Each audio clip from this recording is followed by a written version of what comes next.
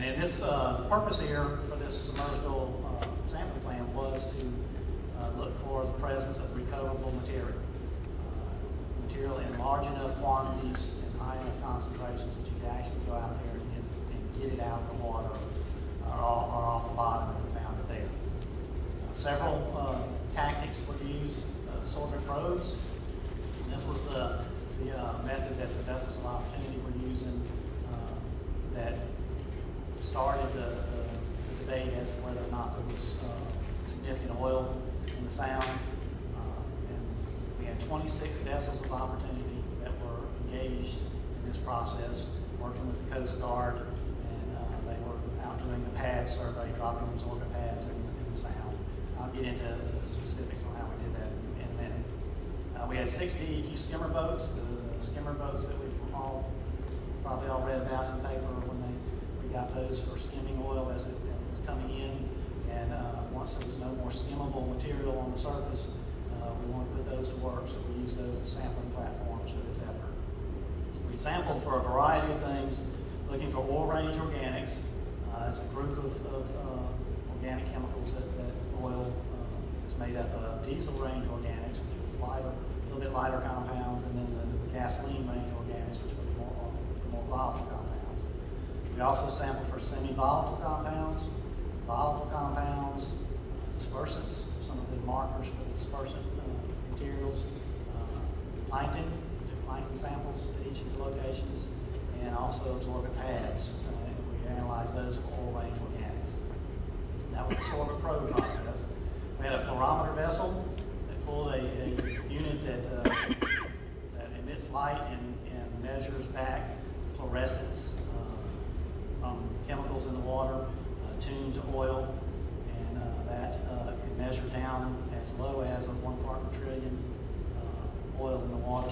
Sediment vessels, we had one of those going through the sound, taking sediment grabs. And then the Unified Command had expanded and put in a snare sentinel program where they had put pom-pom material on buoys from the bottom of the sound, or actually out south of the islands. They put a buoy out with an anchor, and we would attach absorbent material from the bottom all the way to the top, and had those out for several weeks, and we checked those daily to looking for material that might be caught on those. And then they had fiber trawls that would pull a shrimp trawl with absorbent material in the trawl as well. This is a breakdown of the plan as it was put together, and we can hard to see our grids on this, but I've got another shot that'll show the grids. But we had grids, 2 mile to about 2 mile grids throughout the sound, about 154 grids, and vessels of opportunity would do a zigzag pattern through those grids, dropping absorbent pad in multiple locations, about every half mile or quarter mile, and looking for material that might be captured on the pad. The red line you see is the sediment vessel, the path that it was planned to take through the sound, with the yellow dots being planned sampling points along that path. And then the blue line is the fluorometer vessel, because it path it was designed to take through the sound as well. This is a breakdown of our grid pattern, so you can see the area that was covered in this process.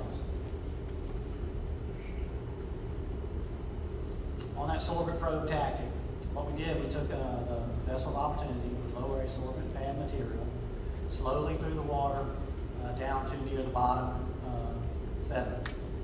And this was used as a visual screening process. The idea here was if there's submerged material, if there's a plume of oil in the sound, we lower this material through, it would absorb to the pad. When they bring it back up, there would be some visual evidence of that. And if so, then the DEQ sampling vessels would be called over. We would repeat the process, and then we would go out in 100-yard increments, north, south, east, and west, trying to determine a size of the area that might be impacted. And then we would also take samples at discrete water depths, because the screening process went from top to bottom. water was 10 feet deep, and you brought it up and the pad up with some suspect material on it, you wouldn't know whether you got that 1 foot below the surface or at the bottom.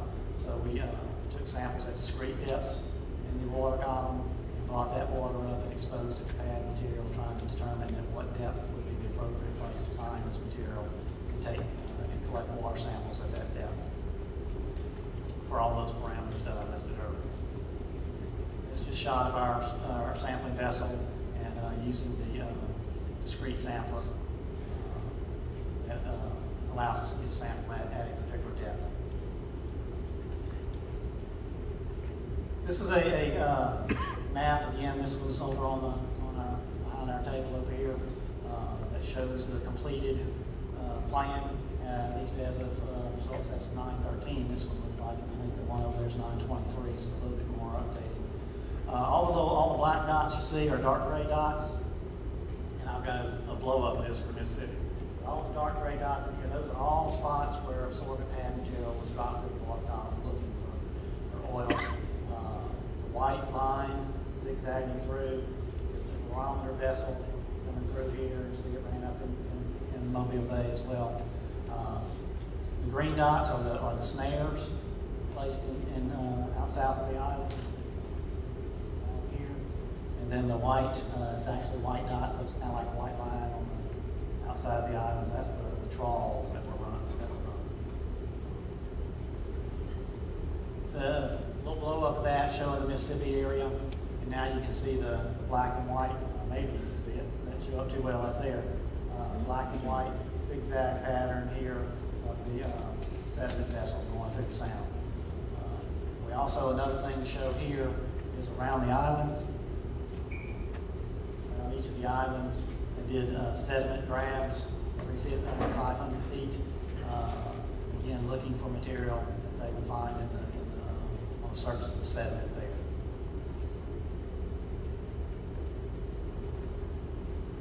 there. Our results, basically we had approximately 3,000 more than that absorbent pad drops in the Mississippi Sound. We had 6 suspect areas that we went back and sampled for water. Where we had material come up on the pad that was suspicious and thought it might be oil.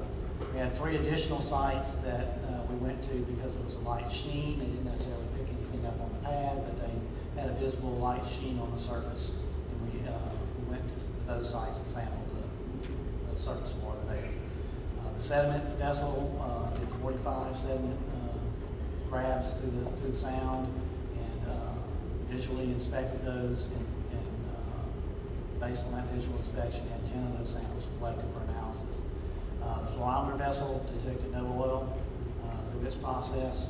The snares, I understand, detected no oil, and also no oil was detected by the Viper pulling the trawls south of the islands. Of our water samples, one of the samples in the sheen area came back positive for diesel. All the others were non-detect for all the chemical parameters. Our oil range organics, we're looking at half a part per million detection limit. Our volatiles and semi-volatiles, we're getting down to single-digit part per billion levels on those.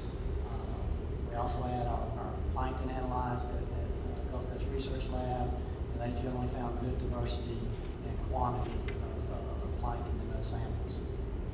The sediment samples, of the 10 that went to for analysis, none of those were determined to contain oil by a testing method called Fourier transform infrared spectroscopy. They were screened with that method, with that infrared method, and if they had found a positive signal for oil, they would have gone for further chemical analysis. The absorbent pads, and again, this is what kind of started our process, getting calls from the vessels of opportunity, concerned and convinced that they had oil on pads that they were pulling up. And I've got a question mark here because it's kind of a not an easy thing to analyze here. But let's kind of go through some of what we found here. This is just a sample of several pads we've got on vessels of opportunity, and most of them look like they have oil on them. That's basically what you would expect to see if you